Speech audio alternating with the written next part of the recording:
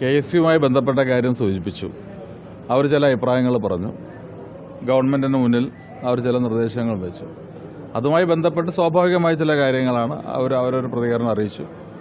ആ പ്രതികരണവുമായി ബന്ധപ്പെട്ട് ഞാൻ ഉൾപ്പെടെ അതുമായി ബന്ധപ്പെട്ട് ഞങ്ങളുടേതായ അഭിപ്രായങ്ങൾ പറഞ്ഞിട്ടുണ്ട്. അപ്പോൾ അതിനകത്ത് KSUവിൻ്റെയും യൂത്ത് കോൺഗ്രസിൻ്റെയും സ്വഭാവം സംഘടനാപരമായിട്ട് ഞങ്ങളൊക്കെ ആ രംഗത്ത് പ്രവർത്തിച്ചു വന്നതാണ്. ഗവൺമെൻറ്റുകൾ UDFൻ്റെ ഗവൺമെൻറ്റും കോൺഗ്രസ് നേതൃത്വം കൊടുക്കുന്ന ഗവൺമെൻറ് ആണെങ്കിൽ പോലും അവരുടെ അഭിപ്രായ വ്യത്യാസങ്ങൾ അവർക്ക് തോന്നിക്കഴിഞ്ഞാൽ, ആ അഭിപ്രായ വ്യത്യാസം ശരിയാണോ തെറ്റാണോ രണ്ടാമത്തെ കാര്യം, ആ അഭിപ്രായ വ്യത്യാസം തോന്നിക്കഴിഞ്ഞാൽ ആ കാലഘട്ടങ്ങളിലൊക്കെ അഭിപ്രായങ്ങൾ പ്രകടിപ്പിച്ചിട്ടുണ്ട്. കേരളത്തിലെ യൂത്ത് കോൺഗ്രസ് വളരെ വ്യക്തമായ രീതിയിൽ മുമ്പ് പറഞ്ഞ കാര്യങ്ങളൊക്കെ നമുക്കറിയാം. ശ്രീ G. കാർത്തികേയൻ പ്രസിഡൻ്റായിരിക്കുന്ന സമയത്ത് അദ്ദേഹത്തിൻ്റെ പ്രസ്താവനകൾ കേരളം മുഴുവൻ ചർച്ച ചെയ്തതാണ്. അപ്പോൾ ഗവൺമെൻറ് UDF ഗവൺമെൻറ് ആണെങ്കിൽ യൂത്ത് കോൺഗ്രസും KSU ഒക്കെ അഭിപ്രായം പറയും. ആ അഭിപ്രായം ഉൾക്കൊള്ളേണ്ടത് ഉൾക്കൊള്ളും, തള്ളേണ്ടത് തള്ളും. അതിനപ്പുറത്തുള്ള വ്യാഖ്യാനം കൊടുക്കേണ്ട കാര്യമില്ല. സ്വതന്ത്രമായി അഭിപ്രായം പറയാനുള്ള സ്വാതന്ത്ര്യം ഈ സംഘടനകൾക്കൊക്കെ ഉണ്ട്. ഞാൻ ഇന്നലെ സൂചിപ്പിച്ചു, CPM അധികാരത്തിൽ വന്നു കഴിഞ്ഞാൽ DYFI ആയാലും SFI ആയാലും എന്തെങ്കിലും അഭിപ്രായം പറയാറുണ്ടോ? എന്ന് അധികാരമേൽക്കുന്നോ അന്നത്തോടുകൂടി അവർ ഭരണവിലാസം പാർട്ടിയായി അവർ മാറും. അതുപോലെയല്ല യൂത്ത് കോൺഗ്രസും KSU. അവരുടേതായ അഭിപ്രായങ്ങൾ അവർ പ്രകടിപ്പിക്കും. അതിനകത്ത് കാലവും സമയവും ഒന്നും അവർ നോക്കാറില്ല, സ്വാഭാവികമാണ്. പക്ഷേ അതിനകത്ത് ഞങ്ങൾ പറഞ്ഞിട്ടുള്ളൊരു കാര്യം, അതിനകത്ത് പാലിക്കേണ്ട ചില പരിധികളുണ്ട്. ആ പരിധികൾക്കകത്ത് നിന്നുകൊണ്ട് അഭിപ്രായം പറയുന്നതിൽ വിരോധമില്ല.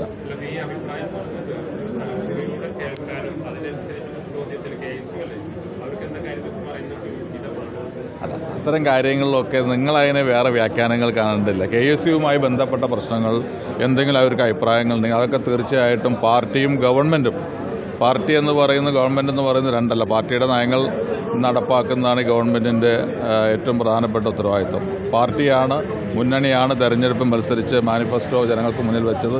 അത് നടപ്പാക്കേണ്ട ഉത്തരവാദിത്തമാണ് ഗവൺമെൻറ്റിനുള്ളത്. അതുകൊണ്ട് തന്നെ പാർട്ടി ആയാലും ഗവൺമെൻറ് ആയാലും KSUവിന് ഏതെങ്കിലും രീതിയിലുള്ള അഭിപ്രായങ്ങളിൽ അത് കേൾക്കാനൊരു പ്രയാസം ഉണ്ടാവില്ല. അത് കേൾക്കും, പരിഹരിക്കാൻ പറ്റുന്നതാണെങ്കിൽ പരിഹരിക്കും. അലോഷ്യക്ക് മുഖം പോലും കൊടുക്കാതെയാണ് ഇന്നലെ CM അവിടെ നിന്ന് മടങ്ങിയത്. അത് വലിയ മനോവിഷമം ഉണ്ടായി. ഞാൻ പറഞ്ഞല്ലോ, അതൊക്കെ മുഖ്യമന്ത്രി കാണേണ്ട സമയത്ത് KSU പ്രസിഡന്റായാലും കോൺഗ്രസ് പ്രസിഡന്റായാലും പാർട്ടി നേതാക്കളായാലും ഒക്കെ കാണേണ്ട സമയത്ത് അദ്ദേഹം സംസാരിക്കും. അതിലൊന്നും യാതൊരു തർക്കമില്ല. അതിലൊന്നും നിങ്ങൾ ആശങ്കപ്പെടേണ്ട. അതൊക്കെ അങ്ങനെ അങ്ങ് പോവും. അതിനകത്ത് KSUവിൻ്റെ ആശങ്ക KSUക്കാർ ഞാൻ പറഞ്ഞല്ലോ, അതിനകത്ത് നിങ്ങൾക്ക് കൂടുതൽ അതുമായി ബന്ധപ്പെട്ട കാര്യങ്ങൾ റിപ്പോർട്ട് ചെയ്യേണ്ടി വരില്ല. KSU പ്രസിഡന്റിൻ്റെ ആവശ്യങ്ങൾ അല്ലെങ്കിൽ അവരുടേതായ പ്രയാസങ്ങൾ അത് അവതരിപ്പിക്കാനുള്ള അവസരം KSU നേതാക്കൾക്ക് ലഭിക്കും.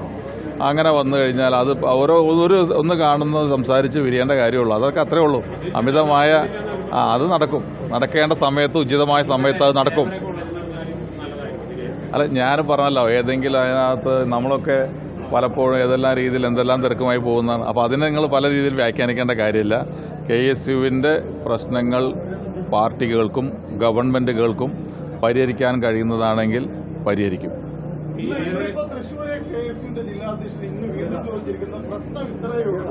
അതായത് SFIക്കാരെയും ഒപ്പം തന്നെ LPPക്കാരെയൊക്കെ ഉൾപ്പെടുത്തിയത് ഒഴിവാക്കുമോ എന്നുള്ള ചോദ്യത്തിന് മറുപടി കിട്ടിയാൽ അങ്ങനെ പറഞ്ഞിരിക്കുന്നത്. ഞാൻ പറഞ്ഞല്ലോ, അതിനകത്ത് KSUവിന് അഭിപ്രായങ്ങൾ പറയാം. KSUവിന് അഭിപ്രായങ്ങൾ പറയുന്നത് അതിൻ്റെ പരിധി വിട്ട് പറയരുത് എന്ന് മാത്രമേ ഉള്ളൂ. ചില സന്ദർഭങ്ങൾ അങ്ങനെ ഉണ്ടാകുമെന്ന് സംശയിക്കുന്നുണ്ട്. അതുകൊണ്ടാണ് ഞാൻ ഇന്നലെ സൂചിപ്പിച്ചു, KSUവിൻ്റെ അഭിപ്രായ സ്വാതന്ത്ര്യത്തെയും ഞങ്ങളാരും എതിർക്കുന്നില്ല. പ്രശ്നങ്ങളുണ്ടെങ്കിൽ അത് പരിഹരിക്കേണ്ട വേദികളിൽ പരിഹരിക്കപ്പെടുക തന്നെ ചെയ്യും.